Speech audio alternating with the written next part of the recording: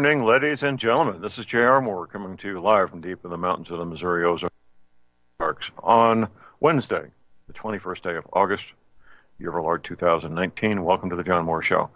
Prepper tip of the day. Yes, it's hot. It's hot. It's summertime. But the prepper tip of the day is to encourage you to have a backup source of heat for this coming winter. That would be a wise thing to do. Typically, those kinds of pieces of equipment are at the cheapest prices you'll ever find them. You may look at natural gas, propane, kerosene, wood, different ways to solve this issue, but now would be the time to do that. It will be winter before you know it. We're going to have open lines this first hour. I have an article I want to talk about. Second hour, we'll have my friend Jeff Nyquist with us. Professor McKinney is not available today. I ran across this article this morning. It was published at What Finger News. That's become my homepage. What Finger is one word, just like it sounds. Whiskey Hotel Alpha Tango, Foxtrot India November Golf Echo Romeo. What Finger News. Article published yesterday at a website, the Communities Digital News. I've never heard of these folks before. The author is L.J. Keith, published yesterday, August the 20th, 2019. Here's the title of the article.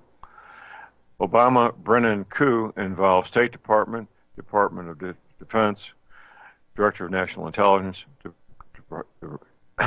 Department of Justice, CIA, and FBI. This is about as good a summary, and I'm asking my webmaster to publish this on my website, where we are right now, and in terms of the evidence we have right now, the investigations that we're aware of right now on the 21st day of August, 2019, the connections we're aware of. This is the best summary that I've seen as to where we are at the moment on this date, the 21st day of August, 2019. I'm going to just read the first two sentences here. Actually, three sentences. Dateline, Washington, D.C. The coordinated efforts by the Obama-Brennan coup to spy on and destroy Donald Trump involved the highest levels of the State Department and Department of Defense. It is now clear that the inner circle of the Obama White House, including the former president himself, were coordinators of the entire Russian hoax from the inception through the Mueller Inquisition, from the start all the way up to the coming indictments. Now that says it all right there. That says it all. Organizations such as our federal government, they have a chain of command, and there's direct chain of command linkage from all these things directly to Hussein Obama in the Oval Office and Valerie Jarrett, who was actually running the country. Direct. We got a caller on the hold here. We got John in Tennessee. Good morning, John. Good morning, John. If you'll allow me, I'd like to comment. You had a guest yesterday that came in late toward the end of the first hour. He brought up some events that were going on in Israel, who was controlling Israel. Right. I didn't get his name. But anyway. You need to be paying more careful attention, John. I know you got a busy life like we all do. That was Mr. Stephen Ben Noon. That's capital Bravo Echo November dash capital November Uniform November. He's my regular Tuesday guest and has been now for more than a month. Stephen was with the CIA for 8 years. He's had other interesting and related types of employment. He is Jewish by heritage. He is a Christian by choice. And he's very critical of things that the Israeli government is doing. He loves his Jewish heritage. He loves the Jewish people, but he's very concerned, as many of us are, with the policies, some of the policies of the Israeli government. So that's who that was. His website is israelinews.com, I believe. It's on my website. There's a link on my website. Go ahead, John.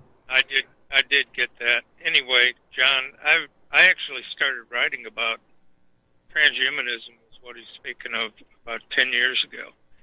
And I had a blog up on Google that they actually removed. But anyway, in any event, who's controlling them and what it's all about? He was speaking of transhumanism. He didn't put a name to it. But it really is, it's DNA. It's, right. Give us a one-paragraph summary of transhumanism here, John, for those who don't know. Well, transhumanism is intermingling human and other DNA. It could be plant DNA with human beings. It could be, how do I put this? Different species of entities that appear to be human but are not, being intermingled with human DNA. It is exactly what he was talking about from Genesis 6. It's fallen angels seeing the daughters of men that they were fair and took wives. They didn't fall in love. They didn't ask them to marry them. They took wives and they bore children. That's what this whole battle has been about since the very beginning. It's a genetic problem that was instigated by the, whatever name you want to give the evil one. The Bible calls it that old serpent, the devil. It was intentionally and originally to prevent Jesus Christ from being born. And he failed miserably. Christ still came through Mary. But that's where it goes back to. And what we're seeing now. Go ahead, John. Yes. I got a question for you. What we're seeing. Go ahead. What we're seeing. Okay.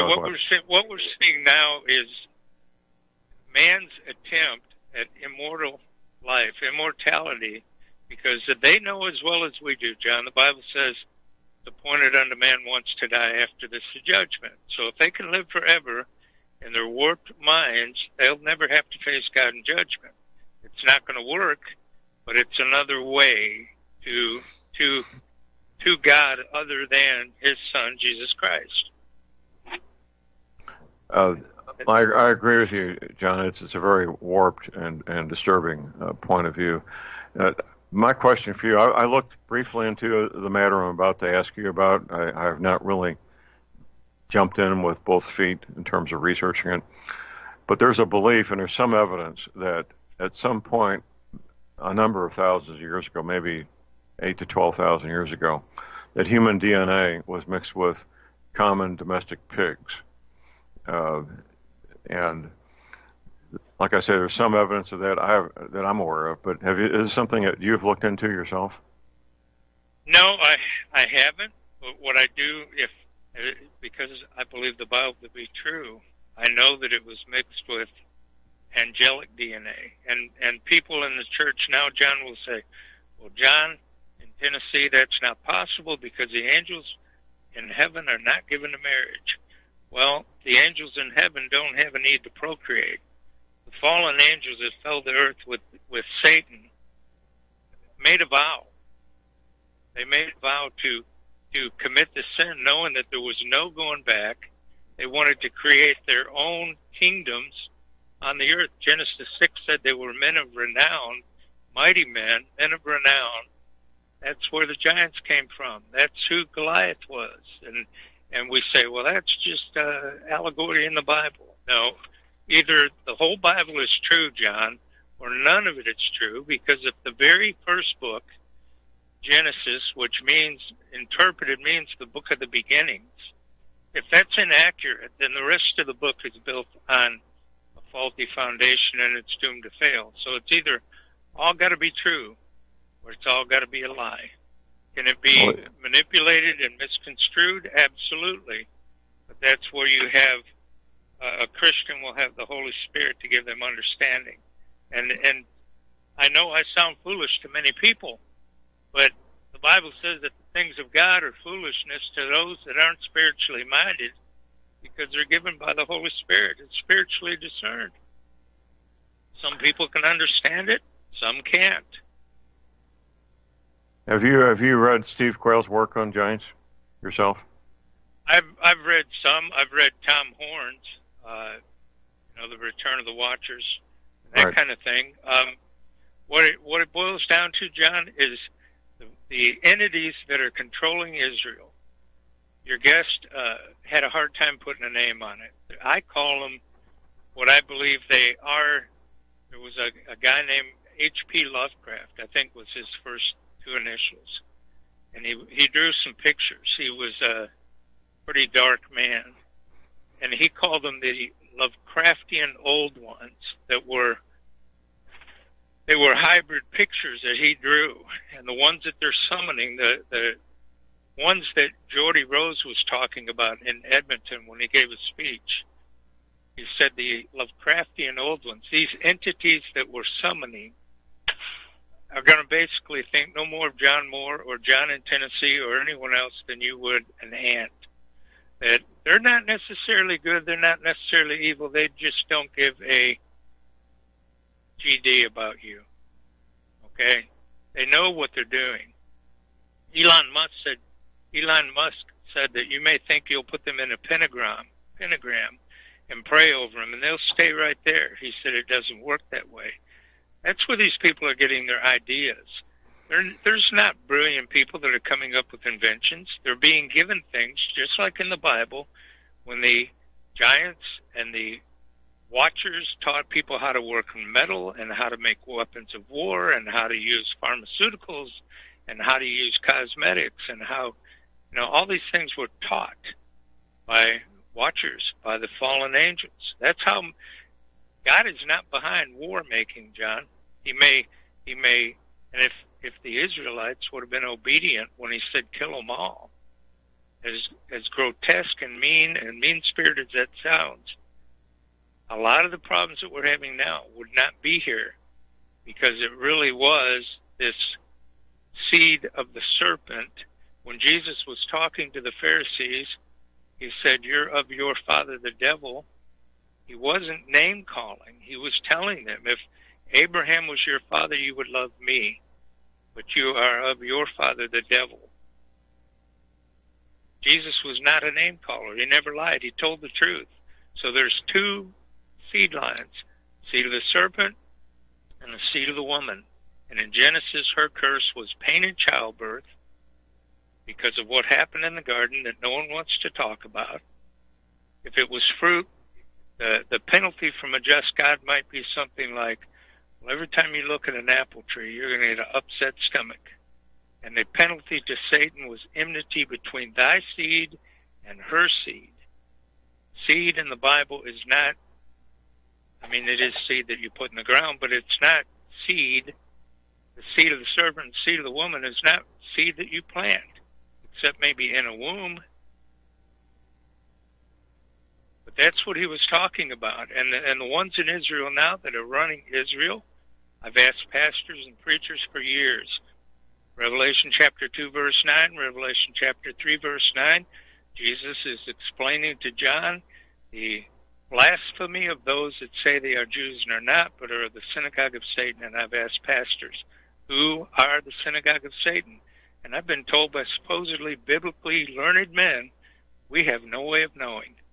Well, if we can't know why in heaven's name would Jesus have explained it to John, put it in the second chapter and the third chapter of the book of the revealing of Christ, if we can't know who they are?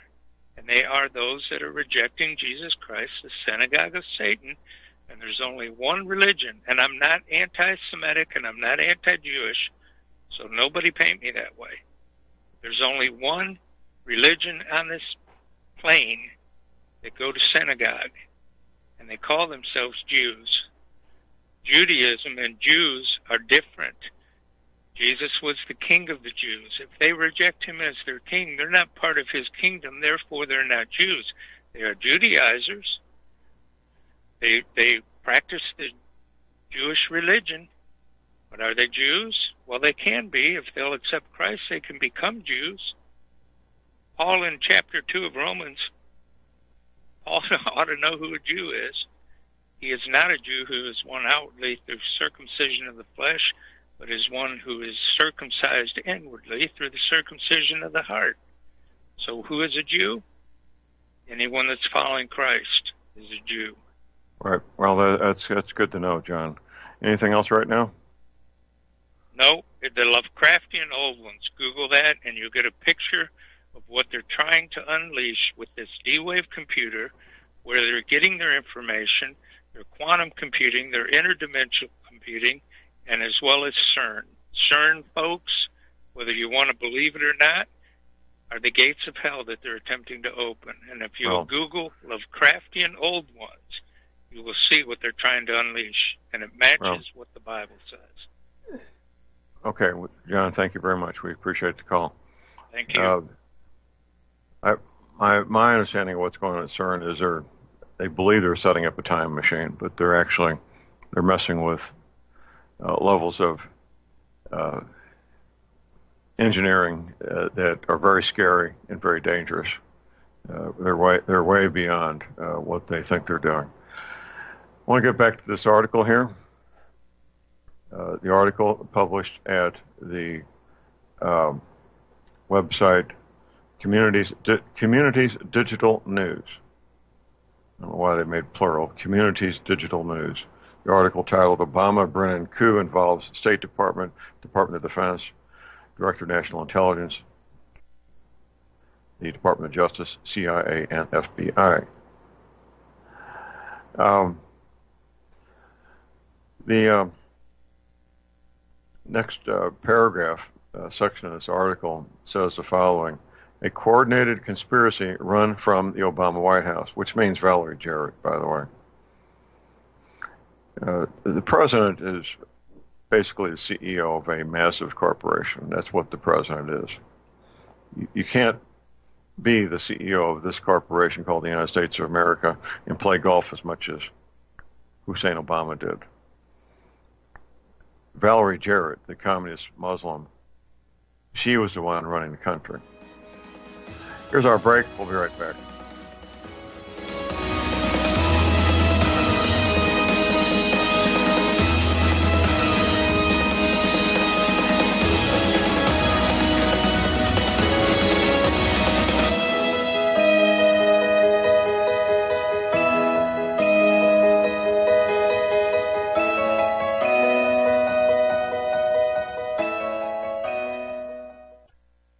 Public Broadcasting Network depends on listener support of our advertisers and of our sponsors.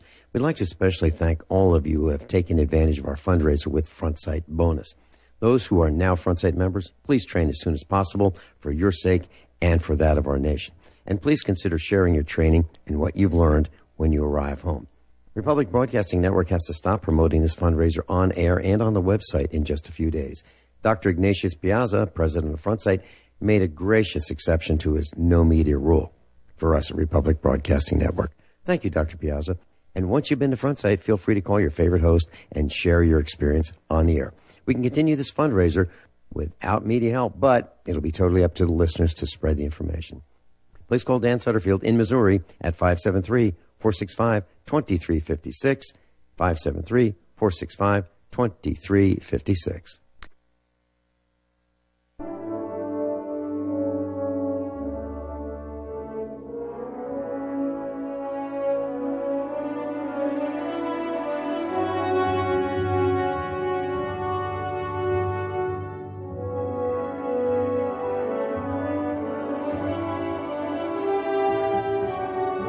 We are back, ladies and gentlemen. We're back. J.R. Moore here on Wednesday. It's Wednesday, the 21st day of August. We're going on a cruise. It's going to be a lot of fun. It will be, if you choose it to be, a romantic adventure because, well, Valentine's Day will be right in the middle of the cruise. We leave Port Canaveral Saturday, the 9th day of February, return the 16th. That puts Valentine's Day right in the middle of that beautiful trip. It's going to be a lot of fun. I'll be there. My friend Leon Green will be there. We don't have confirmation yet. It'll be a week or two before we get confirmation from Sam Andrews that he and his lovely wife will be there. This will be a trip of a lifetime. It will be. We'll have dinner together every evening. We'll have get-togethers during the day while we're at sea. When we're in port, we'll have a get-together in the morning, exchange information, educate each other. I'm looking for. I've never been on a cruise. I'm looking forward to this myself. And you can get the details there at my website at thelibertyman.com. If you do not have internet access, the cruise director, Betsy Murphy, wife of my very dear friend Ben Murphy, our cruise director, will mail you a nice full-color brochure. Here's Betsy's telephone number, twice, slowly. I always get fascinated how these commercials give their telephone number so fast you can't possibly write it down. I don't do that. 636-530-9502. I say again, 636-530-9502. She'll be glad to get that out to you. What we're looking at here in this article, it was published yesterday, written by L.J. Keith, published yesterday, August 20th, 2019, is an excellent summary of what we know now publicly. This is what we know publicly. The Department of Justice has an excellent prosecutor with an excellent track record. This guy has gone after Mr. Mueller previously. He has no fear. He's a tough guy. He's a smart guy. He has his marching orders, and he will get to the bottom of this. I hear a lot of pessimism about whether any indictments will be issued against high-level officials. I'm working real hard at being optimistic on this. Will Hussein Obama be indicted?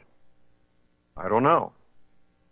Valerie Jarrett, John Brennan, James Comey, rest of that crew, they need to be indicted. The evidence we're aware of publicly is very clear and convincing. I would not want to be facing a jury with that evidence up against me. And I've been through enough jury trials to know what I'm talking about.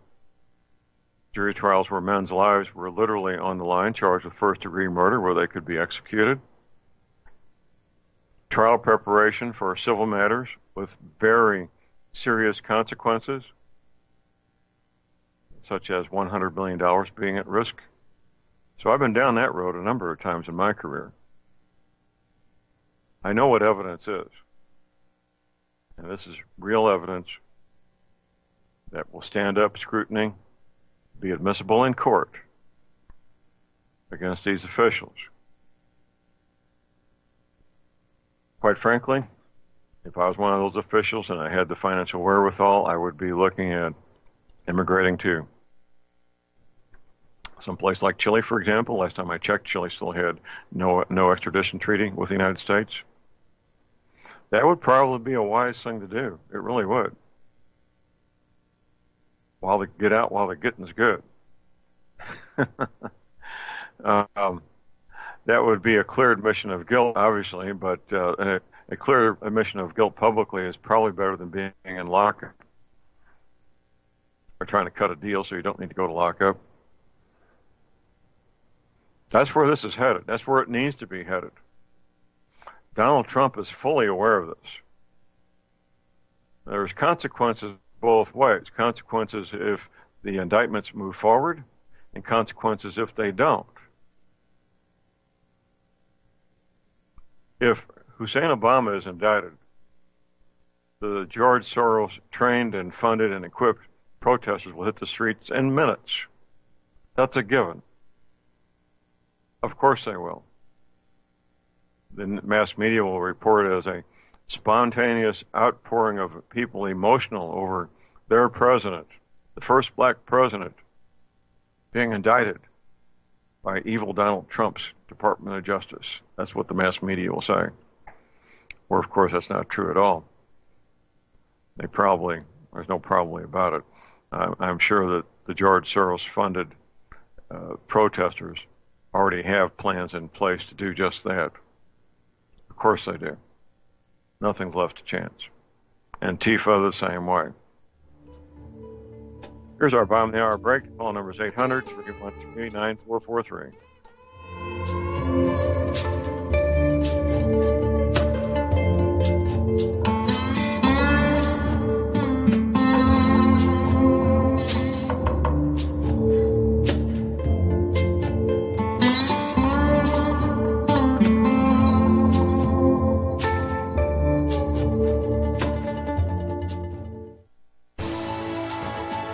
are tuned in to the Republic Broadcasting Network. Visit our website by going to republicbroadcasting.org.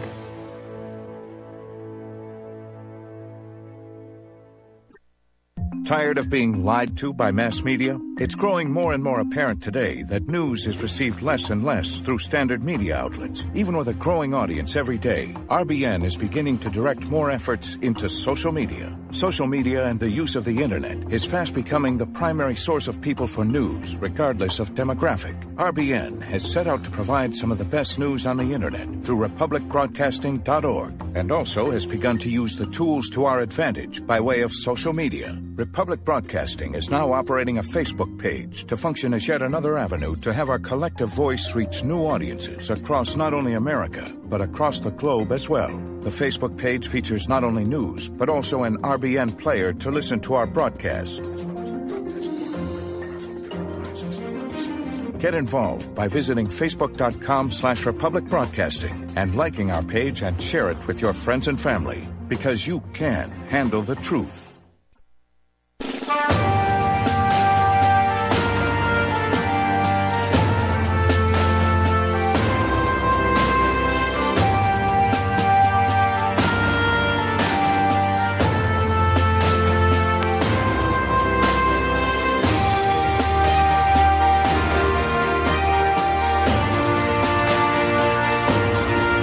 We're back with Gentleman J.R. Moore here on Wednesday, 21st day of August.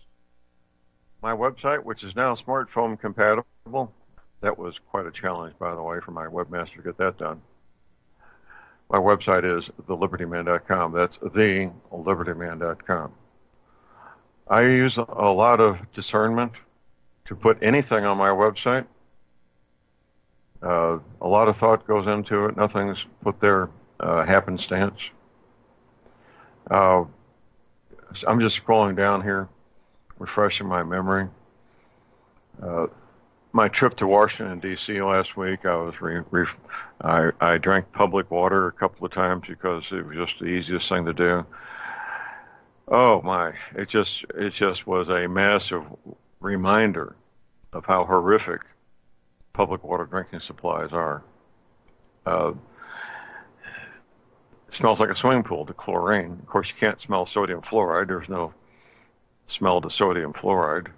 I know it's there in most of these public water supplies, especially the cities. There's an excellent article there. When you scroll down my website, you'll see a handsome young man with a mustache, Dr. Hardy Lineback. And some pretty serious credentials. He's a dentist, but he's more than a dentist. He's the former president of the Canadian Association for Dental Research. Now, if you're going to draw a paycheck for being a dentist and doing research, that's about as good as it gets, I'd say. He's a Canadian, and he apologized to everybody in his country, his friends, his family, everybody he went to high school with, all his professional associates. He apologized to the entire country. How humiliating is that? Because he previously advocated putting sodium fluoride in drinking water. And that's what this article's about. Very powerful stuff.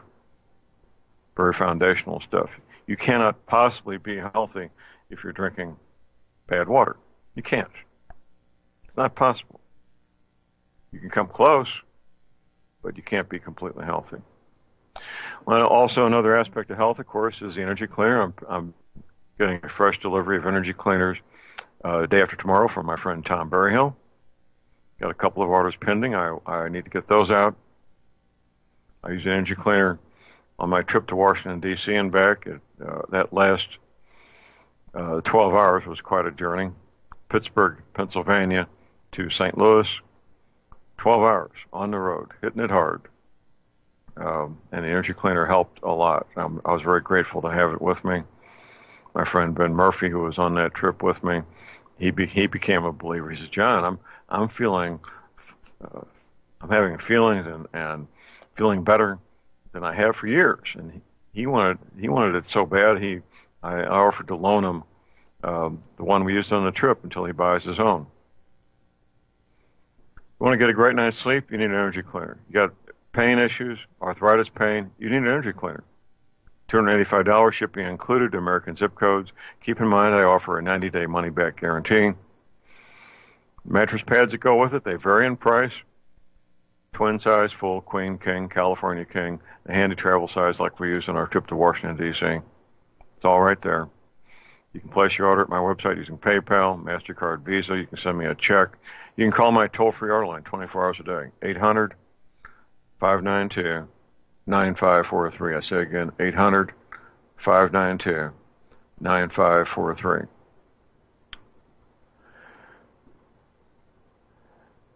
This matter of the Department of Justice investigating what took place during the 2016 election, the conspiracy, when two or more people get together and agree to commit a crime, that's what a conspiracy is. Two or more people working together to commit a crime.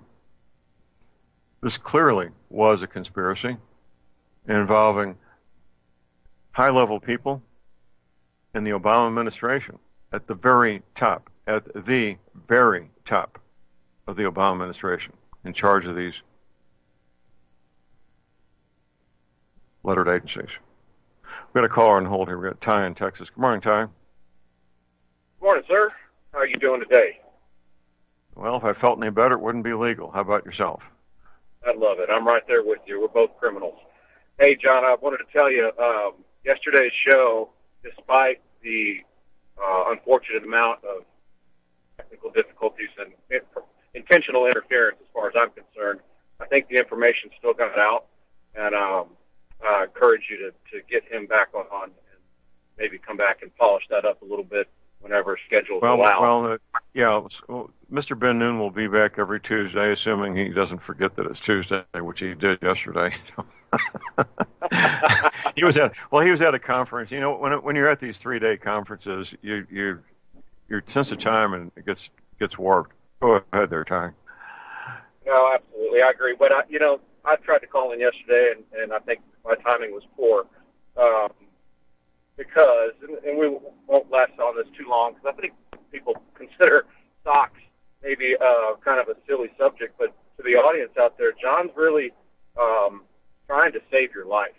Cotton is the killer of most people who are in environments where they don't want to. Here's what we call cotton. Here, you're on the right track there, Ty. Here's the phrase: cotton is the fabric of death. Absolutely. It really is. And anybody who thinks that they're going to be able to take a pair of underwear, for instance, after you've been forced to get wet, cotton pair of whitey-tighties, Fruit of the Looms, and wring those dudes out and not end up having severe you're going to be very, very, very uncomfortable. And this goes from top to bottom. There's a couple of suggestions I want to make for people who don't want to do their own research. There's a company called Mr. Davis, just a common word named Davis, and go there and you'll see some very, very nice high-quality blends where they're taking synthetics and bamboo and bringing them together into a high-quality product. And if you don't like the price, I want you to consider this, folks. If you want to take a pair of whitey-tighties and try to get them to last 2 years and still hold form and be able to wring them out and put them back on and have them dry in approximately 7 minutes, good luck. So another suggestion I have for a modular headgear, it's basically a tube. You can get it in a synthetic or your favorite, John, merino wool. This company is called Buff, Bravo Uniform Foxtrot. Make sure you go to their USA website, because they do have a website in the UK, John. We're not allowed to buy from that website, which I find interesting because they do make a cut-resistant, they call it an anti-beheading scarf. Well, anyways, Buff makes a fantastic modular tube. This thing can do anything from cover your head like a skull cap. It can be a headband. It can be a neck scarf. It's just so functional. And for folks who think, I'm not wearing no silly headband, well, I tell you what, I'm down here in Texas. It's 100-plus degrees every day in summer. Okay? If I want to get any work done, and I don't care if it's work behind a rifle, or if it's work in the garden, you can't get anything done with sweat dripping into your eyes. So, for a survival standpoint and just a functionality standpoint, folks, you got to get away from the cotton. There's just too many products. I got some follow. That's great information there, Ty. I got some follow up. There is, and I don't have any vendors to recommend. It's been maybe a year or two since I looked into it, but there is merino wool underwear, tops and bottoms. That needs to be looked into, and I've just been obviously distracted with all the things going on with my taking care of my wife and so forth. But and it's probably going to be a blend. Most likely it'll be a blend of some synthetic and merino wool. But that's something that needs to be looked into also. Yes, it will be expensive, but once again, it could be a lifesaver in a long-term grid down situation, couldn't it, Ty? It really is, and it's a cry once kind of thing. When you're looking at anything quality out there, and we're sticking with clothing for the time being, if you're not focused on fashion, okay, forget about fashion, all right? And even if you are focused on fashion, there's a fantastic company out there that's now making men's and women's clothing called 511. Now, when they first got started, their pants and shirts and things were very much focused on, I guess, what would be like kind of looking like a security guard. And so you sort of stood out with too many pockets and that kind of thing. But tactical clothing. I see tactical trousers, men and women wearing them all the time now. It's become quite a fashion statement. Well, it has, but the clothing itself is of a quality where it's all stitched ripstop. You're not running into that cotton issue, so everything that you wear is going to keep you nice and cool. So, anyways, I promised I wouldn't go on too long about this, but I just want folks to understand that if you're looking to be serious about preparedness, for instance, if I had to walk home after an EMP 20 miles from my office to my house, I promise you I have appropriate clothing to put on and make that trip as comfortable and as quickly as possible. Well, I've got Mr. Davis here. It's mrdavis.com, and there's a photograph of a gentleman wearing a T-shirt. It looks like a fashionable, well-fitting T-shirt. So I don't see any issue with fashion when it comes to the T-shirts at all. Well, I agree with you, though, John. For the most part, T-shirts for me is what goes underneath the shirt I wear on the outside. But call me old school.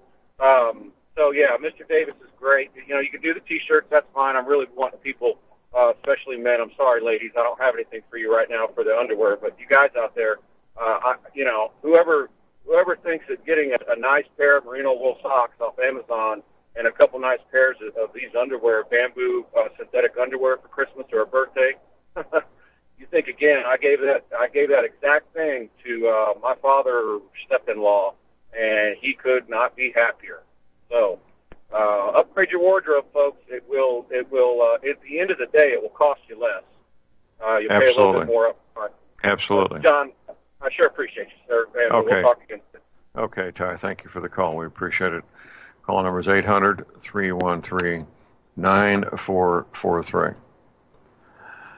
There's a lot of well-deserved pessimism that the Department of Justice will not issue indictments against Hussein Obama, Valerie Jarrett, these high-ranking officials, former high-ranking officials of the Obama administration, including all of them, the head of the FBI, the head of the CIA, and so forth. The hero in all that was I have to apologize, I'm not sure if he's still there or not, the head of the NSA, a Navy admiral, and he was certainly a hero, and in my opinion, is still a hero. That's one guy they did not get a conspirator to be part of what they were doing. So, like I said, I don't have his name here in front of me. I may scroll down and see it here in a moment. But will it happen? That's the big question. Will there be indictments against Hussein Obama, Valerie Jarrett, these high-ranking government officials, former officials? That's a carefully guarded secret, obviously. I have some access to some high-level people It's limited. I don't have access to that information. Even if I did, I would not reveal it publicly because that needs to be kept on the QT right now. It really does. I mentioned the consequences. We started that before the break. If they do issue these indictments, I mentioned before the break, the George Soros-funded, trained, equipped protesters will hit the streets in minutes. If they don't, they're going to lose an awful lot of credibility with the base of support for Donald Trump. The men and women who get in line at 3 a.m. to see the president, his base. I don't see anybody getting in line at 3 a.m. to watch Joe Biden give a talk, or Bernie Sanders, or Kamala Harris, or any of those other Democratic, Socialist, Communist. No, that's not going to happen.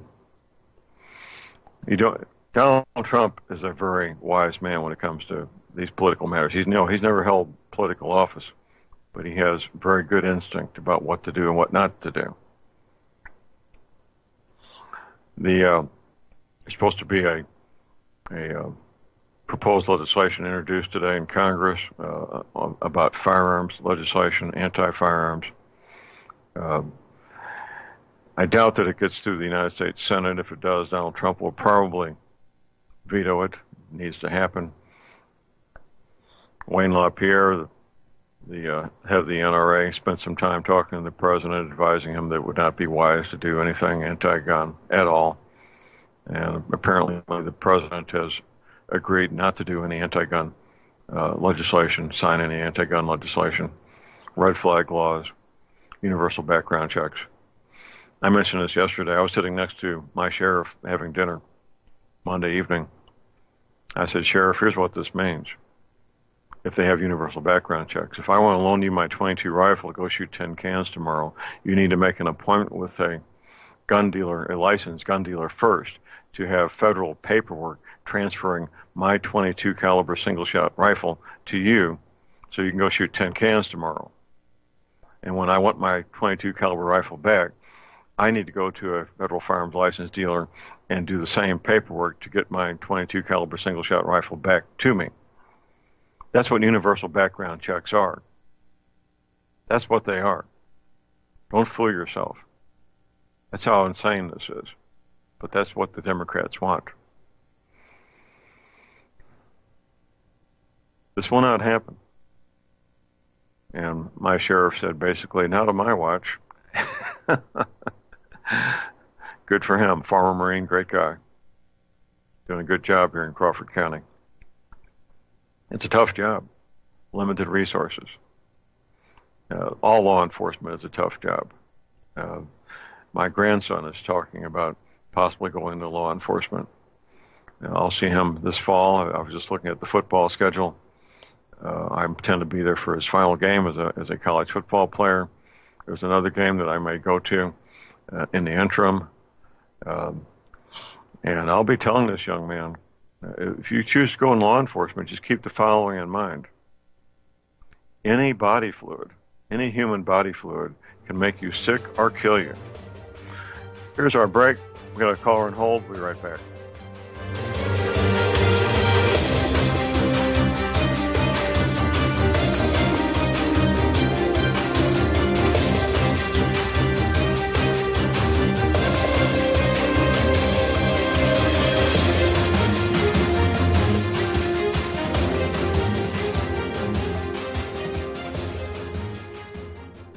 It's happening, ladies and gentlemen. We here at RBN are working with Front Sight Firearms Training Institute to bring our audience the best in combat, tactical, and defensive firearms training. Whether you're a private citizen who is new to firearms, or you have a concealed weapon permit and want a level of training that surpasses what you've received from your local gun range, Front Sight provides priceless education and skills taught by seasoned law enforcement, military, and private citizen instructors to levels that far exceed law enforcement and military standard. With nearly 1 million responsible citizens trained from every town, city, and state from across the United States, Front Sight has bolstered the Patriot movement to a whole new level. Contact Dan Sutterfield by phone at 573-762-2356 or 573-465-2356 or shoot him an email at domedan, DOMEDAN, at hotmail.com. This is a limited time opportunity. Don't miss it.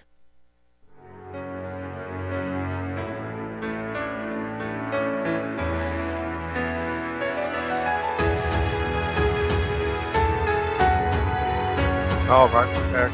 Gentlemen, Jared Moore here on Wednesday, the 21st of August. We got a caller on hold. Glenn in Philadelphia. Good morning, Glenn. Good morning, John. Hi.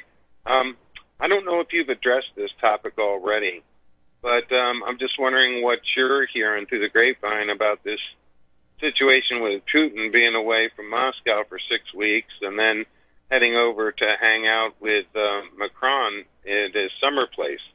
Are you hearing anything about what the implications of this might be? Not yet, but this is in Europe, the time of vacations in Europe. I know most of France is shut down during a big chunk of August, which goes back, and we do the same thing in the States here, going back to the days of no air conditioning when a lot of things shut down for June, July, and August. To answer your question, I have not heard anything yet.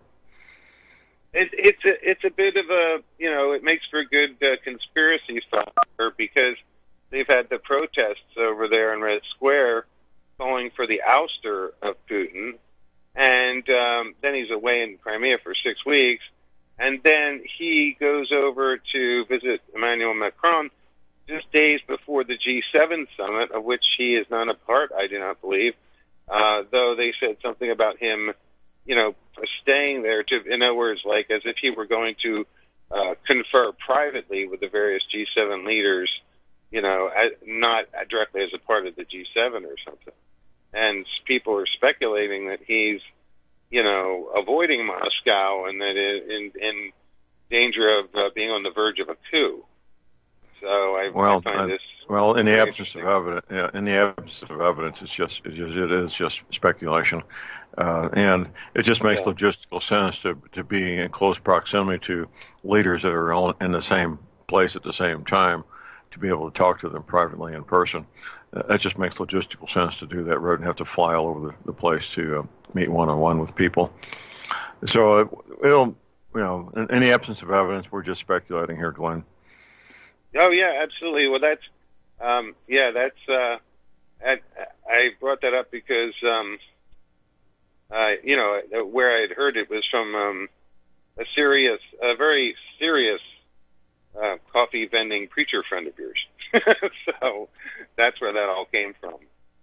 So okay. I was curious. Okay. All right, just curious. All right, thanks, John. Okay, thanks for the call, Glenn. It's easy to speculate. That doesn't cost anything. Doesn't require any great thought to speculate. I live in the world of evidence. I've lived in the world of evidence my entire life. I made my living in the world of evidence as a criminal investigator, homicide detective. So that's the space I occupy, is a space with in the company of evidence. Real evidence, not make-believe evidence, not made-up stories. Real evidence. And that's why I have the following that I have, is because people figured this out, that John Moore is the real deal. I can get caught up in speculation like anybody else can get caught up in it, and it can be fun, quite frankly, to speculate. But I live in the world of evidence. We have top of the hour break. We'll be back with Jeff Nyquist. Stay tuned. All right, we're back, ladies and gentlemen. Jared Moore here on Wednesday, the 21st of August. Prepper tip of the day. I know it's hot. I know it's summertime, but winter will be here before you know it. I want to encourage everybody to make sure they've got a backup source of heat for their home. I say again, a backup source of heat for their home. Now would be the time to make that decision, do your research, get whatever is right for your situation. It's going to be different things for different people, but now would be the time to do that. We have a patient waiting in the green room, my friend Jeff Nyquist. Jeff is a gentleman who began a quest more than 20 years ago to understand, comprehend, eventually become quite expert in understanding the true nature of the international communist threat and what it means to all of us here in the West and in the United States. His website is jrnyquist.com. Good morning, Jeff. Good morning, John. Thank you, sir, for being with us. You sent me an email this morning suggesting that we discuss this video. Apparently, Barack Hussein Obama's sister made a video in 1990 on his trip to Kenya. I did watch it, and it's a pretty well done and interesting video, isn't it, sir? It is. It's a surprising video because Obama was a nobody then. Well, he was. You know, 1990. for relatively poor people who are living in grass huts and stuff to come up with a video, in itself is intriguing. It had some editing done to it, and whoever did this video was not a complete amateur. There was editing, there was titles put into it. There was a certain level of expertise above and beyond somebody's picking up a video camera, wasn't there? Oh, yeah, and I don't think it's video. I think it's actually film. Well, in 1990, it might have been actual film. Yeah, it would have been. It has the look to it, yeah. 16 millimeter sound would be the most likely thing in that period of time. And I know there's always a lag time for third world countries to acquire the latest technology.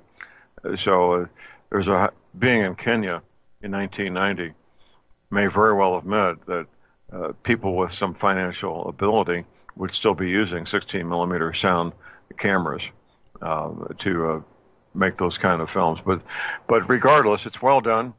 Now, something that I heard a number of times referenced to in this film, which is about 19 minutes long or so. They made reference several times to Barack's return to Kenya, and I think that may be very. Now, when was he there previously? I mean, according to Dreams of My Father, he wasn't ever previously there. I mean, well, you can't return. Well, yeah, you can't return to some place unless you've been there before. That's not possible. No, and in fact, he says it with his own mouth. He says coming back to Africa. Well, you can't come back unless you've been there before. No, that's right. That's a very strange thing. Yeah, I'm so glad you caught that because it baffled me. Because it's like, why is I'm he not saying, baffled. you know? I'm not baffled. You're not baffled at all. I'm not baffled at all. My friend Command Sergeant Major Dan Page was at his birthplace in Kenya, where they're very proud that Barack Hussein Obama was born in Kenya. I personally heard and because his father was a polygamist, one of his many grandmothers state that she was present at the birth of Barack Hussein Obama, the only human being that's ever claimed to be present at the birth of Barack Hussein Obama. I personally heard that on the radio. So what's the deal here, Jeff? What's the deal? You know, it's very odd. Well, first of all, it's odd that somebody would make a film of this guy when he's really nobody, and that he would refer to coming back to Africa, and they would, talk about his return. It's very, very strange. The whole thing is very strange. It is. Now, Obama would have been, 31 years old in 1990? I don't have his birth date in front of me. He would have been, let's see, it would have been in his early 30s. Well, not even 30. He'd be 28. About 28 years old. Okay. Now, here's a follow-up on that. There was a statement from a U.S. postal worker that delivered mail to the home where Hussein was staying in his late teens in Chicago. So he would have been 17, 18 years old, long in there. Young Hussein Obama told the postal worker that he was going to be president of the United States in the future. Now, given that statement, which is on the record, if he was in his birthplace 10 years later in Kenya, he probably told other people about that. If he told a postal worker, a U.S. postal worker, that he would be president of the United States, I think there's a high likelihood he would tell his brothers and his sisters and his several grandmothers, which he had a number of grandmothers. I think, in fact, the marriage of Barack Hussein Obama's mother to Barack Hussein Obama's father was illegal because polygamy is illegal in the United States, and you're not allowed by law to be wife number 2 or number 3 or number 4 by law. That marriage by law never took place because we have laws against polygamy in this country. So, of course he would tell his siblings, of course he would tell his grandmothers that he was going to be president of the United States, and that would raise the level of significance for this movie to be made, shot professionally, edited professionally, with titles on it, just like you would have for a Hollywood production. Very similar to a Hollywood production in terms of its being professionally shot and edited with titles, isn't it? Yeah, I mean, why would you make a documentary about your brother, your 28-year-old brother coming back from the United States? I mean, why would you go to that much trouble? It's you're an African. You've got other concerns. Why is this so important? And if you raise a very good point, if he was already, slated, I years ago I interviewed. His name was Tom, and he was an engineer who worked in Moscow, an American. Actually, he was a physicist, an American physicist who worked as an engineer, making handheld devices in a group venture in Moscow with a British company, an American company, and the Russian Academy of Sciences in '92. And they were at a party, where the Russians have this habit of you say something and everyone drinks, and then you pass it to the next person who says something, and then everyone takes a drink. And it was sort of a dinner, and this Russian physicist's wife was, a KGB person, and everybody kind of knew it. Some people were afraid of her.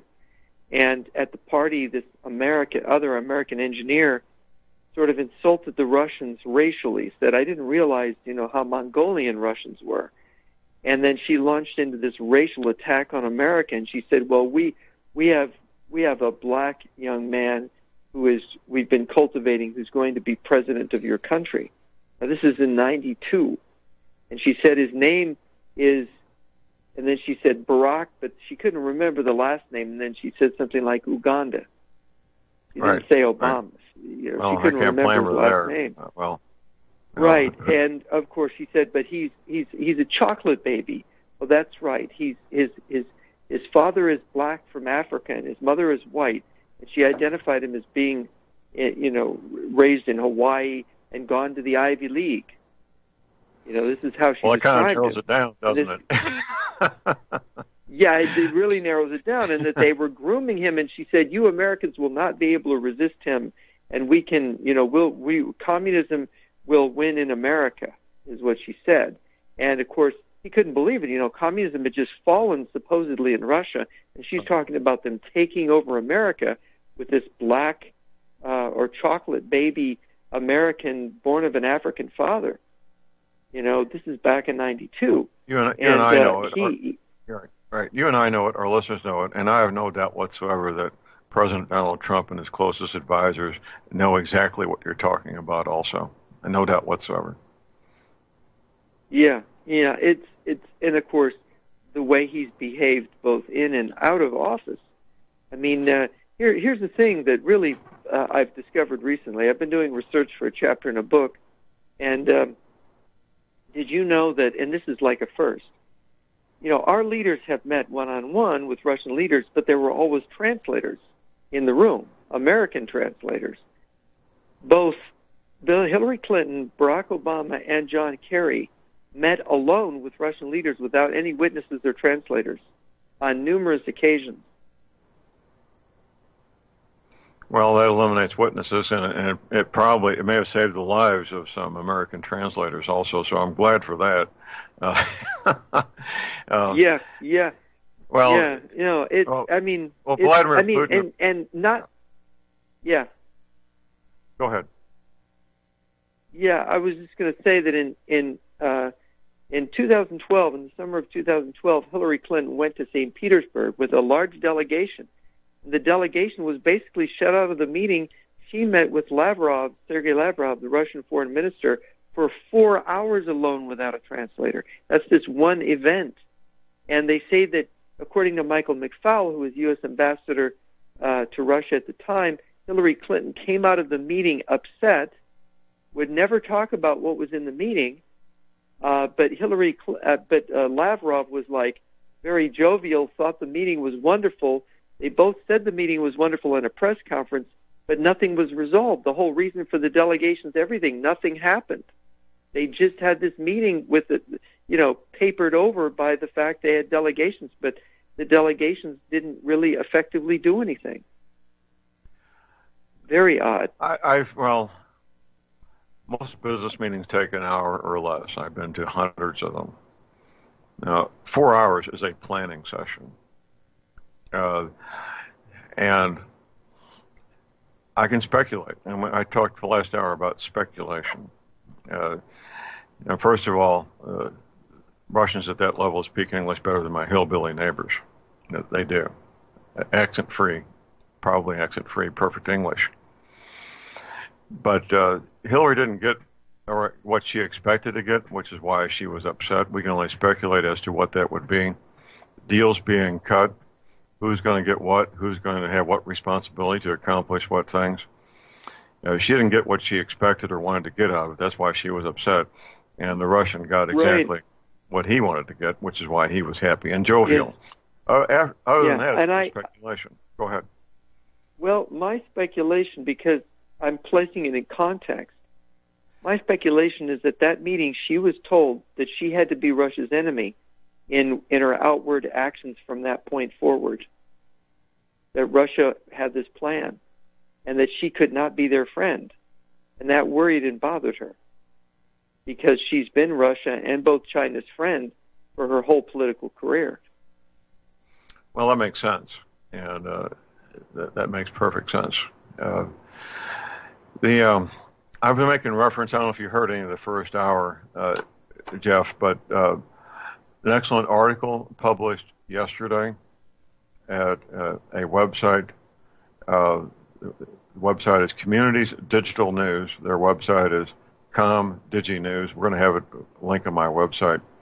I'm regarding this article, and it plays right into what we're talking about here. Published yesterday by L.J. Keith. Here's the title of the article. Obama-Brennan coup involved the State Department, Department of Defense, Director of National Intelligence, Department of Justice, CIA, and FBI.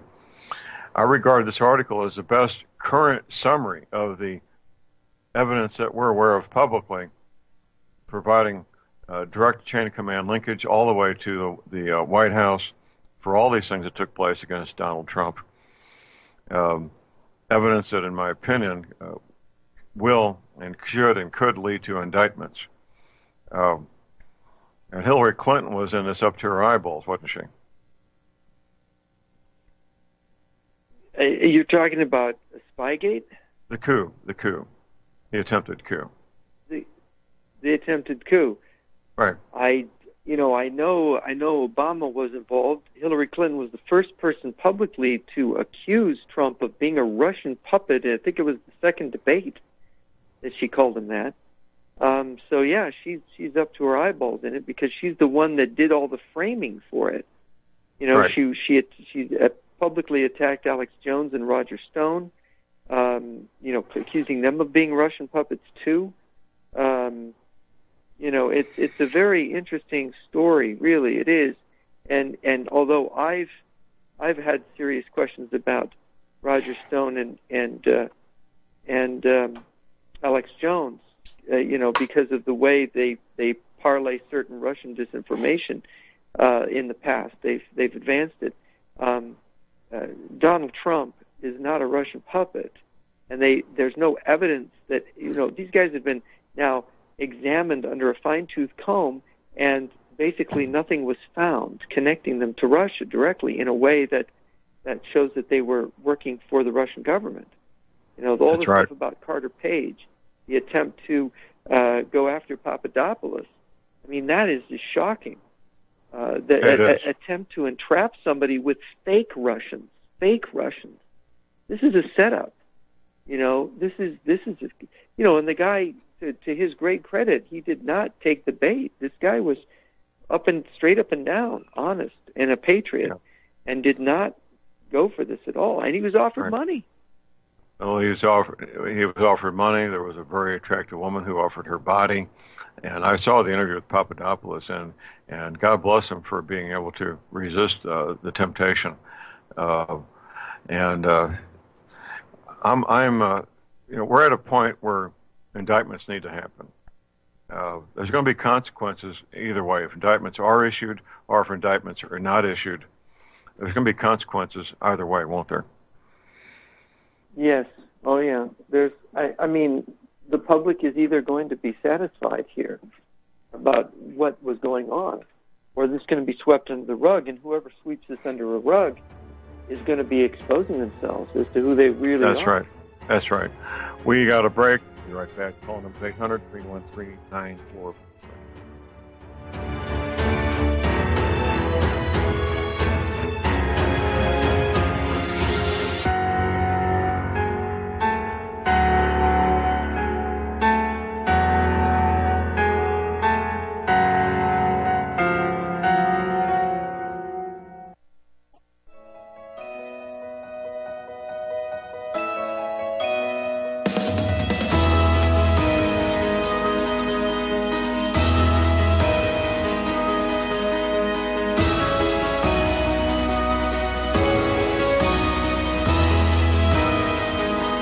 All right, we're back. There are more here.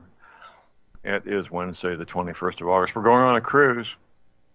I have not got word from Jeff Nyquist if he's heading out there with us, but maybe he can give us an answer when we get back from the break here. We're going on a cruise, Caribbean cruise. Leon Green will be with us. It'll be a lot of fun. We'll learn from each other. Leaving Port Canaveral February the 9th, getting back a week later, the 16th. All the details are at my website at thelibertyman.com. If you do not have internet access, call our cruise director. This is what this woman does for a living. She's been at this a long time. She recommended Royal Caribbean as being the best of the best. This is the biggest ship they've got, by the way. Betsy's telephone number is 636-530-9502. I say again, 636-530-9502. She'll send you a nice full-color brochure. Jeff, this cruise, the first one didn't work out for a number of reasons, but we would love to have you with us. Have you had a chance to think about it? Yeah. How much does it cost? Well, how much does it cost? Well, the least expensive cabin would be what's called an interior cabin, and one person would be $2,200. That includes everything. 3 wonderful meals a day, everything included. And of course, if you have your significant other coming with you, that does cut down on the price per person considerably. So, yeah, that's what it costs. And as far as cruises go, it's a very competitive price for the level of luxury, the confidence you've got being with Royal Caribbean as opposed to some of these other outfits, and being with people you would never be with otherwise. So that's it, Jeff.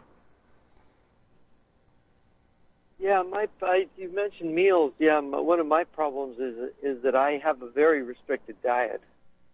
Well, typically I have an autoimmune disease, so I have trouble. I can't really do restaurants. Well, let's do this. I'll contact Betsy and find out how get me a list of the things by email, if you would, privately. Your dietary restrictions, because this is like it's a luxury hotel on the water, and they deal with people with your issues all the time. And we'll see what kind of accommodation we can make, and let's talk about that privately, okay? Okay. All right. All right. Good. And we'll get back to the topic at hand, which is a conspiracy. Now, the word conspiracy means the following: two or more people agreeing, cooperating, working to commit a crime. That's what a conspiracy is. What Barack Hussein Obama, Valerie Jarrett, the head of the FBI, the top-level people in the State Department, the Department of Defense, what they were doing was conspiring to commit a crime, the crime being the overthrow of Donald Trump, to prevent his election of Donald Trump. So by definition, what these men and women were doing was, in fact, a conspiracy, wasn't it, Jeff? Well, yes. If you try to go against an elected president to change the outcome of an election by illegal means, it's also against the Constitution. Oh, it is. You're using illegal means. I mean, using executive agencies to spy on an American when you've sworn to uphold the Constitution of the United States and the law, uphold the laws of the United States. That's a breaking of the laws of the United States. That's the breaking of your oath as president. Also a crime. It is. It is. Multiple crimes. Yeah. It says here. If you're doing this, yeah. FISA court presiding judge. Listen to this. FISA court. Yeah. This is in the same article. FISA court presiding judge Rosemary Collier ruled in April of 2017. Now that's over 2 years ago. Of the 40,000 searches of NSA databases, 85% were illegal and unconstitutional. 32,500 of these FISA warrants were illegal. Our republic is in great jeopardy. We came scarily close to having this coup be successful, didn't we? Yeah, well, I think there's even more to it. I think that if you start to examine what they're doing, is that what they're doing has to do with a greater plot.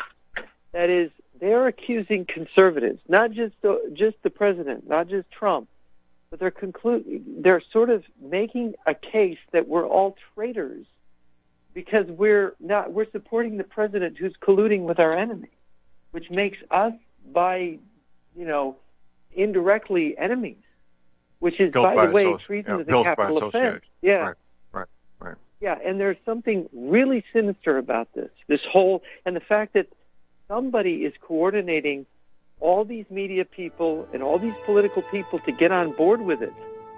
Hold that thought, Jeff. We got a bottom of the hour break. Call numbers 800-313-9443.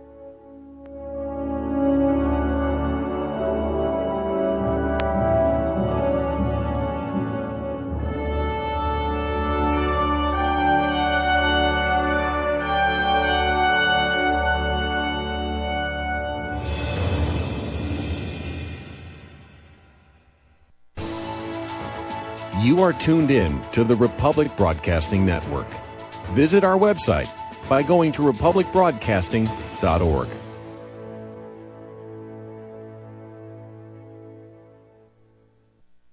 Ladies and gentlemen, J.R. Moore here. We have a special promotion going on at Republic Broadcasting. This is a fundraiser for Republic Broadcasting involving the energy cleaner. Mail me a postcard. My address is at my website at thelibertyman.com. We pick a postcard every other Thursday. When your postcard is drawn out, you get to buy an energy cleaner for $215 instead of $285, $70 discount. $200 goes to Republic Broadcasting. You also get a 10% discount on my mattress pads. So get those postcards in, put your name, your telephone number, your email address on there, and when your postcard is drawn, you get to get an energy cleaner for $215 instead of $285. Mattress pads, 10% off. Help us out at Republic Broadcasting and help yourself to get an energy cleaner at a deep discount. It's a win-win situation for everybody. We hope you can get these postcards in soon. Thank you very much. Republic Broadcasting Network depends on listener support of our advertisers and of our sponsors. We'd like to especially thank all of you who have taken advantage of our fundraiser with FrontSight Bonus. Those who are now FrontSight members, please train as soon as possible for your sake and for that of our nation. And please consider sharing your training and what you've learned when you arrive home. Republic Broadcasting Network has to stop promoting this fundraiser on air and on the website in just a few days. Dr. Ignatius Piazza, president of FrontSight, made a gracious exception to his no media rule for us at Republic Broadcasting Network. Thank you, Dr. Piazza. And once you've been to FrontSight, feel free to call your favorite host and share your experience on the air. We can continue this fundraiser without media help, but it'll be totally up to the listeners to spread the information.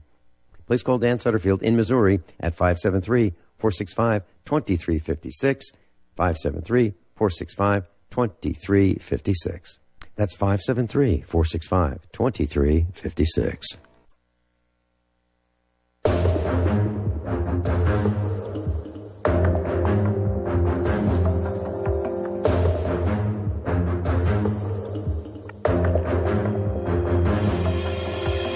All right, we're back, ladies and gentlemen. J.R. Moore here on Wednesday, the 21st day of August. My website is thelibertyman.com. That's thelibertyman.com. Our project, it is truly our project. One human being could not possibly watch, 500,000 hours of movies and TV shows past 60-plus years. But a lot of people can watch a lot of movies and TV shows. That's how all these images have been located. Images of continents with different coastlines, new coastlines. We now have, about 3 dozen or more of these images now posted at my website that you can look at your leisure. More to come. If you find one yourself, get the screenshot to me. You get your choice of any of my 6 DVDs as a thank you. They've been putting us in front of us now for more than 60 years, warning us in advance in their own way, doing these subliminal things that they do. Also, my website, of course, something that will help many of you if you haven't got one yet. Of course, a lot of my listeners have bought 3 and 4 and 5 of these things, these energy cleaners. If you've got arthritis pain, you need an energy cleaner. Joint pain, back pain, you need an energy cleaner. Are you sleeping like a small child every night like I do? Well, if you don't have an energy cleaner, you may not be. Get yourself an energy cleaner if you want a great night's sleep. As my wife, Dr. Moore, used to say, when you sleep is when you heal. Only $285, shipping included, American zip codes. Yes, I offer from me to you personally a 90-day money-back guarantee. You can place your order for the energy cleaner using PayPal right there at my website, for the mattress pads as well. You can MasterCard, Visa. You can send me a check. My address is there. You can call my toll-free order line 24 hours a day. Here it is, 800-592-9543. I say again, 800-592-9543. Our guest this hour is Jeff Nyquist. His website is jrnyquist.com. The call number is 800-313-9443. If you want to check out Jeff's books, they're at amazon.com. Just put Nyquist in the search box, Jeff Nyquist, and you'll find the books, won't you, Jeff? Yes. Please buy my books. Please buy his books. Please, please, please buy his books. They're great books. You need to get them. You need to read them. Seriously. Well, Jeff, your career as a young man, as a very young man, was to be a school teacher and educate young men and women in important things to help them have a fun, full, productive life as mature adults in this country with the knowledge that you wanted to impart. And that was taken away from you, wasn't it? Yeah, my teaching career and my academic career as a political scientist was destroyed. Yes, that's right. Yeah, if you go against communism and you're in a certain profession, they will destroy you. Well, they did the same thing happened with you that happened with Professor McCanny. Being politically incorrect cost him his career at Cornell University, teaching astrophysics, teaching mathematics. The communists basically killed your career, but in so doing, with Jeff Nyquist and Professor McHaney, they created unforeseen monsters that would have impact on not just hundreds of college students, but tens of thousands of Americans having an outreach. The Jeff Nyquist outreach is far greater than it ever would have been if you stayed in academia, isn't it, Jeff? No, I wouldn't have been able to do what I did, I became convinced that this problem, when you see communism up close and personal, when you see what I saw in the 1980s, it was taking over. And it had already taken over the teaching profession in large parts, and everybody was closing their eyes. And I thought, when I would tell people what was going on right in front of them and say, well, she's a communist, and she tried to recruit me at a meeting, and, and I would talk about these things, some of these people would never talk to me again. And it's like, I wasn't making it up. Why wouldn't they talk to me? Because they didn't want their career to be hurt. That's right. They didn't want to be seen with me, since they knew that it was, they figured it out, but they weren't going to say anything. So there's this quiet, what do they say? If you don't say anything, you're kind of, in a way, you're part of the problem. Right. Oh, absolutely. That's called implied consent. I learned that as a young man in Vietnam. I had not been in Vietnam, maybe 2 to 3 months as a 20-year-old, when I learned that men will put their career, their paycheck, and their pension ahead of doing the right thing. And that's what men and women do. They'll put their career, their paycheck, and their pension ahead of doing the right thing for the right reasons. It's an extraordinary and exceptional man and woman who will risk their career, their paycheck, and their pension to say the right thing and to do the right thing. We got a couple of callers on hold here. First, we go to Paul in New Jersey. Good morning, Paul. Good morning, gentlemen. John and Jeff, I wanted to bring to your attention, and this is linked through Drudge, an article from the Associated Press in which it says that President Donald Trump said American Jews who vote for Democrats show either a total lack of knowledge or great disloyalty. Now, this is a very disturbing trend with President Bush, where what is he now, enforcing Americans, or trying to coerce Americans to be dual allegiance? Is that what he's doing? I mean, his love of President Israel... Bush has been out of office for quite a while. I'm not sure what the connection is there.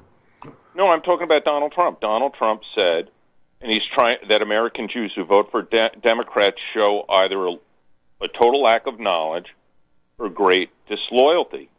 Yeah, and then you referenced your concern about President Bush after you said that. Oh, well, I apologize. I misspoke. But my point.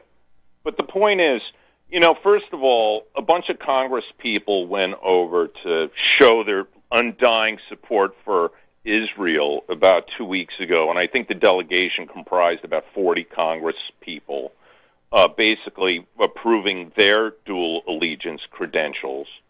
And here we have the president and commander-in-chief basically calling a foreign nation, right, to think out and say, don't allow Americans, even though I don't really love these congresswomen, but still, they're Americans. They represent their districts. And basically, he's telling Netanyahu to not allow these American Congress people into Israel. And so Donald Trump, I mean, there's one thing about being a panderer to a foreign nation, but he is so over the top, it's really disgusting for his enforcing and normalizing a dual allegiance love for a foreign power. This is disgusting. And I mean, do we need to bring up what George Washington said in his farewell address, that we should steer clear of foreign entanglements, that we shouldn't have these dual allegiances, that you keep your love for your other foreign country to yourself? How's that sound? You know what I mean? Instead of, like, just blasting it out in public. It's really disgraceful what his over-the-top love of Israel. It's disgrace, and I'd like to hear what you guys have to say about it. Okay, well, thank you for the call, Paul. We'll discuss that briefly here. I don't see the connections that Paul's making myself. I don't see this as encouraging dual allegiance. The Jewish people are our friends. I don't agree with everything that the government of Jerusalem, Israel does. I don't agree with everything most governments do, including our own. It doesn't change the concern we should have for the Jewish people. And that's my thoughts on that. Jeff, you got any follow-up before we move on? And he's talking about Alexandria Ocasio-Cortez not being allowed to go to Israel, right? Right, and those four women, there was her and three others. Yeah. The squad. Well, I mean, they are disloyal to America. I mean, and then wanting to go to Israel, of course, they're undermining. They're also undermining the U.S. foreign policy in the region because they're stirring up trouble.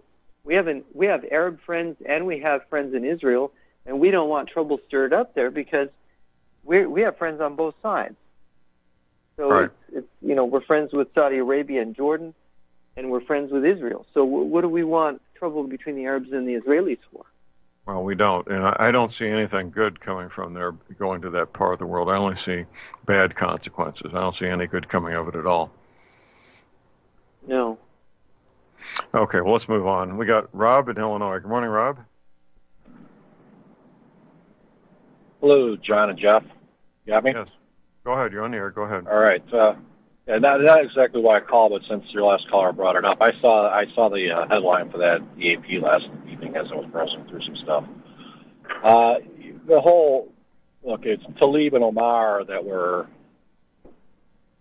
Let's unwrap this a little bit, okay? People think that Trump called Netanyahu and said don't allow him in there, but it's actually the opposite, where Netanyahu got into a discussion with Trump, and Trump said, Netanyahu and them already decided they weren't going to let him in, and Trump said, don't worry about it, I'm going to take the heat for this.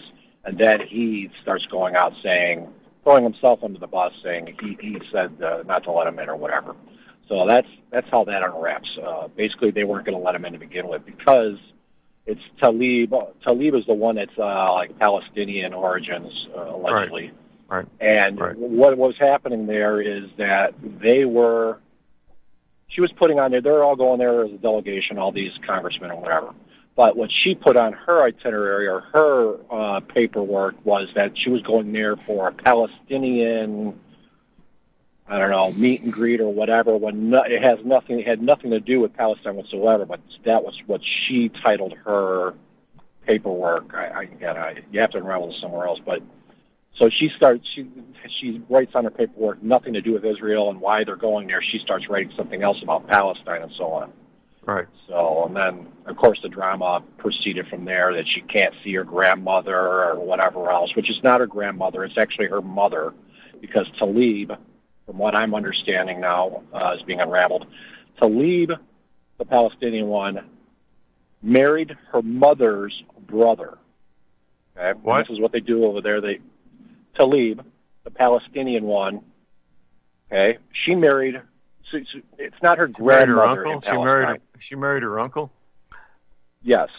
From my understanding, this comes from Tori Linderman. Are there any children a product of this marriage? Do you know? No. From my understanding, there is no children from this marriage. But what they do over there, they marry their relatives. They marry the uncles, the aunts. They marry first cousins.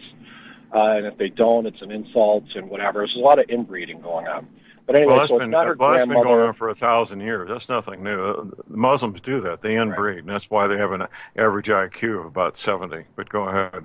Right. A lot of illnesses through there. But, she keeps saying, my grandmother, but it's actually her mother. And, so, look, this whole thing unravels. You can find out more, Tori Linderman, ToriSays.com. She's really unraveling all this with Omar and Lee and so on and so forth. And who's the person unraveling it? Again, who's the person unraveling it? Her name is Tori, T-O-R-E, Linderman, and she has a website, Tori, T-O-R-E, says.com, S-A-Y-S.com. And she's all into this unraveling everything that's going on there. She's pretty darn good about it. She's really investigative. She's not a talking talking head. She actually is doing research. So her website again is Tori Lives, Lives, Lives. No, Tori, TORESAYS. Oh, says. Tori says. Got it. Yes. Okay. Okay. She also has a broadcast as well. She has a broadcast as well where her real players on there. But I was interested in your earlier discussion. You guys were talking about Barack Obama, Barack Hussein, Satoru Obama. You know, his origins, from my understanding, people unravel this, that he's Indonesian. He's an Indonesian man. He's not even really black. He's born in Kenya, which you guys were pretty much suggesting. And the mother, they say that an alleged mother who was a CIA agent, she was like a prostitute and, you know, honeypot of sorts, whatever. That's technically his adopted mother, from what I'm starting to hear lately. And so this is not even his real mother. They keep pointing her as a mother, but it's not. Adopted mother. And you also got to recall the very first action Obama, that was going by Obama when he was elected president, his very first action was to lock away all of his transcripts. Everything that his background, his past, and everything else was locked up forever, that nobody can ever look at it. So, hint, you know. Right. Yeah. Well, there's going to be more to this. This story is not over yet, Rob. There's going to be more to it. Well, he's looking at impeachment. So, you know, this whole Russian collusion, delusion, the assassination, political assassination of President Trump is really, really deep and wide. I mean, you got over 24 spies in the whole organization. They were recruiting people to pose as Russians. They were working with Fusion GPS, you know, you name it. It was all going on. I mean, this thing is so colluded and diluted, and it is a conspiracy. It only takes two or more people, as you suggested. And, you know, the people that you think are good were not exactly good, and think it could be you never suspected. They were definitely in on it, you know. Nellie Orr, you know, Nellie Orr was hired by GPS, and she was also had her position with the government, and she was using her ability to get into records and whatever, top secret records, to use for this alleged Steele dossier, which isn't Steele dossier, it's the GPS dossier. Right. You know, so she was using her intel channels, which is, you know, to pretty much commit espionage. So, I mean, this thing goes deep and wide. So it's still unraveling, but, you know, more and more comes out every day. The mitzvah stuff just came out, you know, and how that changed the timeline of when Operation Hurricane started. And, you know, I mean, it's just unbelievable. It's unfathomable. It is. You know, maybe things like this have happened in American history before, but none as exposed as this. So. Okay. Well, last thing, hey, you know, you talk about your maps and stuff. I know yours is about coastlines. You ever hear about when David Icke talks about a movie called Dazed and Confused in 1993, where there's a kid in a classroom spinning a globe, and there's a landmass, like an island west of Australia? You guys know about that one? I have not. No, offhand, no. Yeah, just look up Dazed and Confused, 1993, and just put in, like, keywords, kids spinning a globe, island, west of Australia. All right, okay, thanks, sounds good. Thank you, Rob. We've got our last break. Stay tuned. We'll be right back.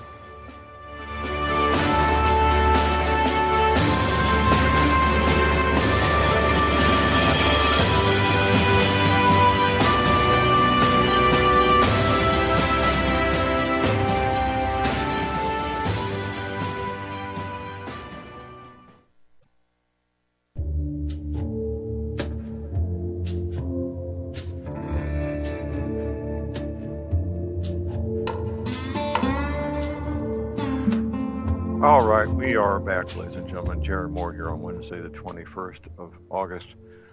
Well, Jeff, this hour just flown by. We've been all over the map discussing these matters. We need to encourage people, like we always do, to educate themselves, don't we, sir? Yeah, yes, we do. And I just thought I'd mention I had one of those frightful dreams last night or early this morning, just before I woke to do the show. It's one of those dreams where you're humiliated. And I was nominated to be Secretary of Commerce in a Democratic administration. And I had this horrible tear in my crotch, and they could see my private parts in front of the cameras. It was terrible. Oh, no. You know, I mean, go figure what it means. It's like, no. Well, I'm sure we got people prognosticating on that already. It's a scary scenario, to say the least. The dream interpretation as a whole, there's probably 100 books written on dream interpretation. The likelihood of that happening in real life is almost non-existent. But getting back to our reality is this republic is in grave danger, and issuing indictments against these high-level officials needs to happen. If it doesn't, the president will alienate a big chunk of his base. If it does happen, the George Soros trained, paid, equipped protesters will hit the streets in minutes. So it's going to be consequences either way, won't there, Jeff? Oh, yeah. No, we've been dragged along through this whole process all along, and there's this thing never resolves. The propaganda becomes more and more shrill in some respects. The news media, the mainstream media dig in their heels, and this Trump-Russia collusion narrative never dies, no matter what the evidence, no matter what, the lack of evidence, no matter what it is, they cling to it. And I'm really disturbed because I believe the Russians concocted this many years ago. There was a source in Moscow that knew about the first meeting between Barack Obama, and knew details from behind the scenes between Barack Obama and Putin in July of 2009. And I was told that what Putin said to Lavrov after the meeting, Lavrov is the Russian foreign minister, he said that Obama was too dumb to be their enemy. And I never quite understood what this meant, but I understand that the Russians were thinking of making their friends here in our government their enemy. I mean, visibly their enemy, but not really. So that the real collusion is with Hillary Clinton and Putin and Obama pretending to working together to appear to be enemies in front of the rest of us. And I believe very much, my research indicates this is what they did, and that it was all planned, and the Russians originated the plan, and the American side, Obama, Hillary, John Kerry, went along with it, knowing that it was a fabrication, and then turning it on Trump and saying he's colluding with the Russians, like the pot calling the kettle black. Absolutely. Good way to wrap up the show. Jeff, thank you. I'll have you back next Wednesday. That's it for the day. Have fly against the fingers and your oils now while you can. You farm the ammunition. Never complete with fun, safe, productive attack. God bless America.